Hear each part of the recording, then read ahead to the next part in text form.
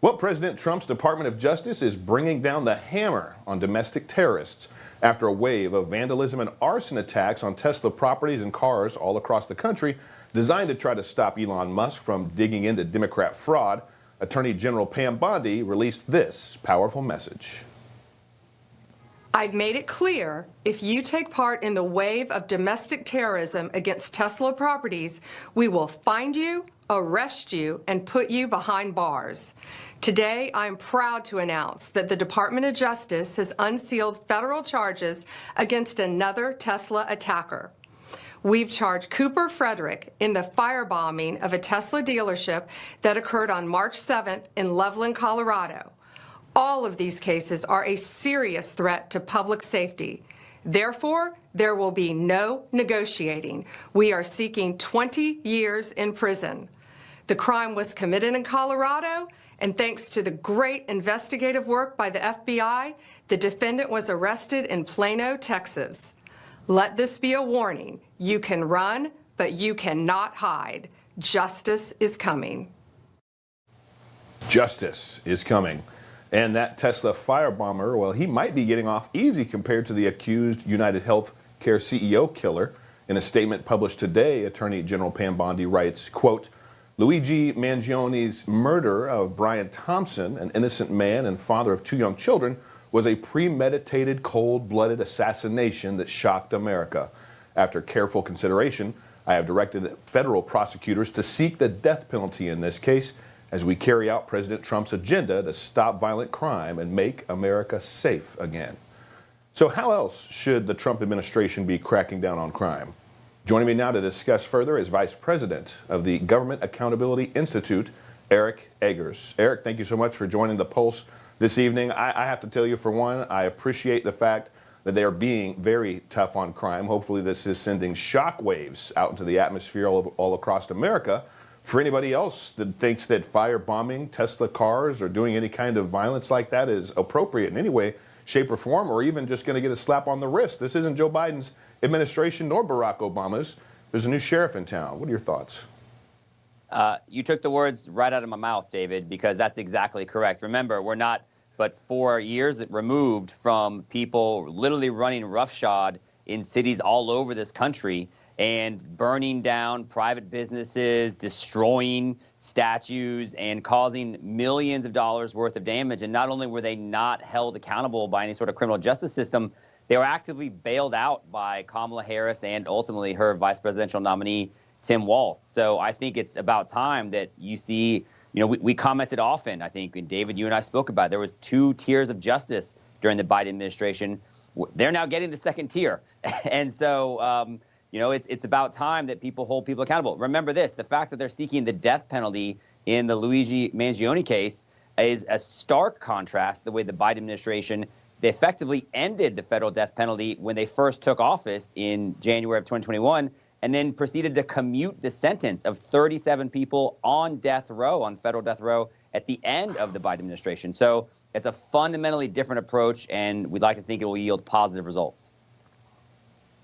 Do you think that criminals out there are seeing this and they're thinking twice maybe about plans that they may have? I mean, that's kind of the point, right? It's like, show that they're not going to stand for this. They're not going to tolerate it. The death penalty is on the table for something as insane as cold-blooded murder. The assassination was just truly, truly horrifying.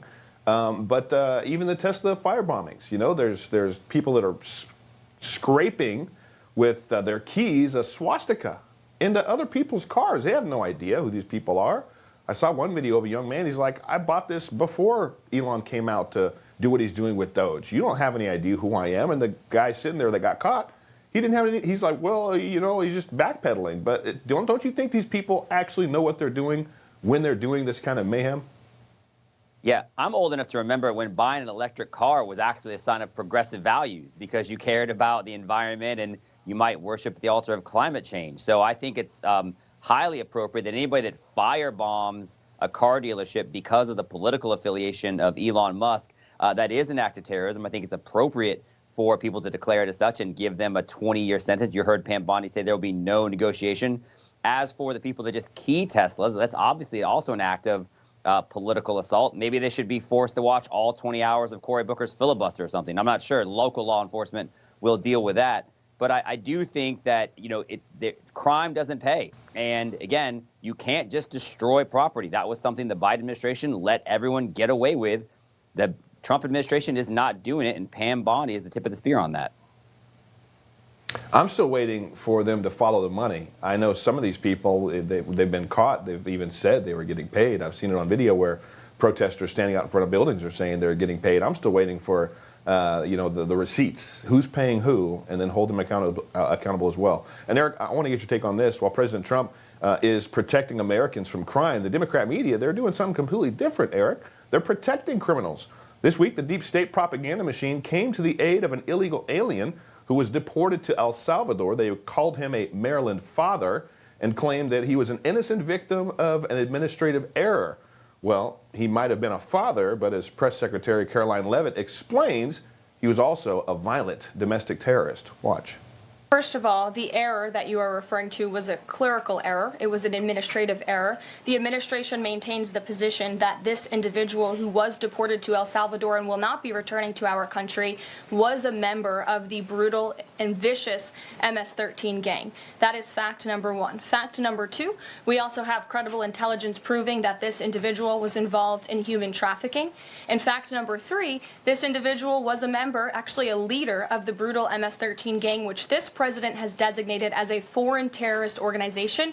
Fact number four is that foreign terrorists do not have legal protections in the United States of America anymore, and it is within the president's executive authority and power to deport these heinous individuals from American communities. It is a promise he campaigned on. It is a promise he is keeping. And every single person in this room should be grateful for that, considering especially MS-13 is very prevalent and prominent here in the District of Columbia, in Maryland, and in Virginia. And the president, the attorney general, everyone who has been involved in these operations is focused on eradicating these criminals and terrorists from our communities. So, Eric, we've got all these activist judges that just think that they're more powerful than the President of the United States, trying to stop his desire and his orders of shipping these people out of our country, or, saying, hey, no, you can't ban transgenders from the military. Now you've got the media that's bending over backwards to try to cast illegal alien gang members as victims. What in the world's going on here? Well, this is what the media does, David, and you know that better than anybody. This is the same media that told us that George Floyd was, a model citizen. He might have been up for Neighbor of the Year in Minneapolis. Hunter Biden is just an innocent drug addict, and Joe Biden was just a loving father when he overlooked and ultimately pardoned all the crimes his son Hunter Biden committed. So it maybe shouldn't shock us that this person who is a member of this violent gang that's been labeled as a domestic terrorist organization is being referred to as a, quote, Maryland father. He may reside in Maryland. He may be a father, but it's like those old American Express commercials used to say, membership has its privileges. And if you are a member of the gang MS-13, then you are eligible for an all-expenses-paid trip to an El Salvadoran prison. And that is exactly what happened. The left loves to say, to paraphrase, mess around and find out. People that are part of the gangs that have come here, and these immigrants that have come here illegally, they're occupying apartment complexes in Colorado, and they're causing all kinds of violent crime all over the country. They are in the finding out phase of what happens when the Trump administration takes our immigration policy and our border seriously. And I regret that this has happened to the family of that individual. But again, if you are part of an organization that is labeled a domestic terrorist organization, there are consequences. Yeah, there definitely are. And it just also makes me think about where would we be at as a country if Kamala Harris and Tim Walz were in the Oval Office right now. None of this would be happening. It would be getting worse and worse and worse. Nobody would be shipped out of the country. All these dangerous criminals would just still be roaming around doing what they want. More would be coming across our border. Thank you, Lord, that enough Americans got out and voted early to make sure that President Trump got in that Oval Office. Eric Eggers, my brother, God bless you, sir. Thank you for joining the Pulse tonight. Always a pleasure, David. Great to see you.